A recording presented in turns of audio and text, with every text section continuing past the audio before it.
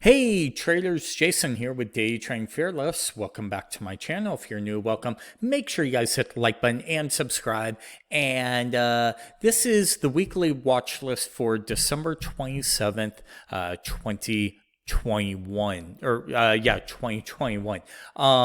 Year's almost over. First, I want to wish everybody a happy holidays, Merry Christmas, and especially happy Festivus. Any Seinfeld fans out there, make sure you comment down below on that one. But with that being said, let's get into the weekly watch list. But as a Christmas present, I am going to do something for everyone.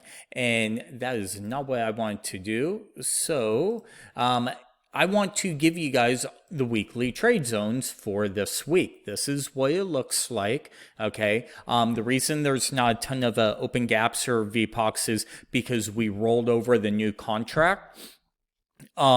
And with that being said, those contracts, whenever I roll, I just start from scratch, redraw all my lines, and go from there. Let's take a look at this. Okay, this is essentially our members section. $50 a month, or sorry, $50 for a lifetime one-time payment to get these weekly trade zones for the S&P Emini futures. But here are the zones. If you guys want to write them in, go for it. I will actually leave these links if you're trying to think or swim in the comments down below. Again, that's my present to you guys for being loyal and all that. But these are the levels for this following week's trade zones. So make sure you check out, again, $50 a month. But let's take a look, okay? And one of the reasons I want to look at this chart is we keep banging our head up around these all-time highs right here of the 47, we'll call it 35 level. Kind of inverse head and shoulders. Here's our shoulder, here's our head, here's our other shoulder, and then our neckline. Maybe we break out from that, but I don't know. Let's take a look at the bigger picture of the S&P, the dailies. We're kind of, look at this. I mean, we had good little pullback. This market won't quit. We're going into the end of the year. I'm not making a call this week higher or lower. I just think it's anything goes. Do they rally this thing into the end of the year, close at all-time highs? Probably. But again, we've seen crazier things this year, so I don't want to say yes or no one way or the other. So that's with that. Let's take a look. Here, real quick, I will say we do have, you could call this a W pattern, right? Nice kind of top here, pull back. Top, pull back, right? Here's our W, and then maybe a potential high. We do, RSI is all in sync the way it should be. Make a low, bounce, make a higher low, make a higher low. Maybe we're not even oversold. So again, poor market profile. I know I've been saying this all year, and that's what's been going on all year, but the charts are what the charts are. So let's take a look at the NQ. NQ's still lagging, right? Still haven't made it back up to the highs. Let's get rid of all these. We could see we did have a divergence, but with that being said, if we break this trend line, watch for a break higher, right? Double bottom, and if anything, here is actually a divergence, right?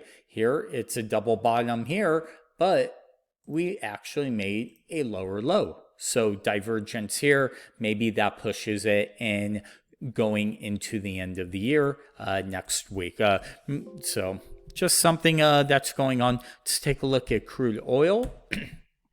Crude oil, I've been bearish or bullish on it, kind of right to the 50. I said this past week's video, watch if we kind of rally right up to that 50, touched it. It's right there. RSI looks good, everything. So if the market goes, maybe oil goes and things like that. Bitcoin / BTC.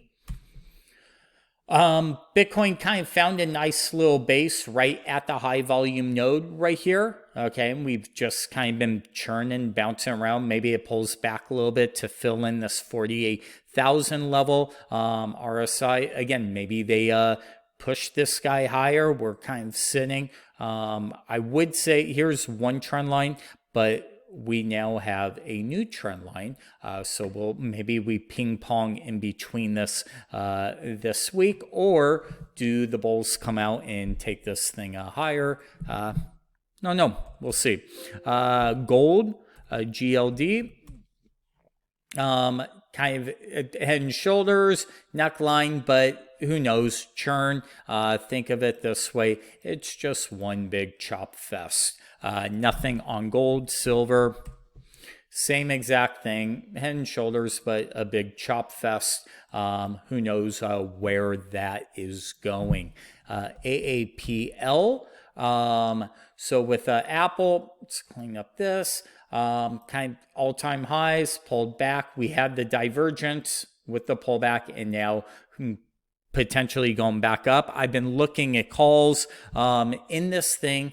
200 seems to be the number. It just feels like a magnet. And Apple will be about $3.25 trillion market. Who cares? Even though they aren't selling 1/10 of that, right, in profits per year. But the market is what the market is, right? So you have to kind of accept that. AMZN, Amazon, nothing. Chop this entire year feels like just nothing but sideways action. That would have been a great iron condor. Tesla, TSLA, Elon Musk is done selling, and here come all the buyers. So maybe this gets back up to the value area high of 1168. And then finally, let's take a look at you guys know I'm not a huge crypto guy, but I am actually getting into crypto a lot more right now. This is one of my biggest holdings right now. This is Xenu. I talked about it a few weeks ago. We were like, I think right around the 7-8 level, somewhere over here. I said, hey, I really like what this company's doing. I'm not a shill. I'm not paid by him. I do this out of my own. You see, for the loyal subscribers, you're starting to see me do more crypto. I think I'm going in that direction a little bit. But look at this nice breakout, bull flag, and then we're right here as I'm filming this near all-time highs. It's over 100% move since I've been calling it in my videos. Actually more than that, even down here when we were at 6 was a low. We're at 15, almost 16. That's almost 170% move to the upside. So just a couple things to think about and all that. But with that being said, I'll leave it there. Hope you guys have a great weekend. Merry Christmas, Happy New Year's, Happy Festivus to the rest of us, and we'll talk to you guys next time.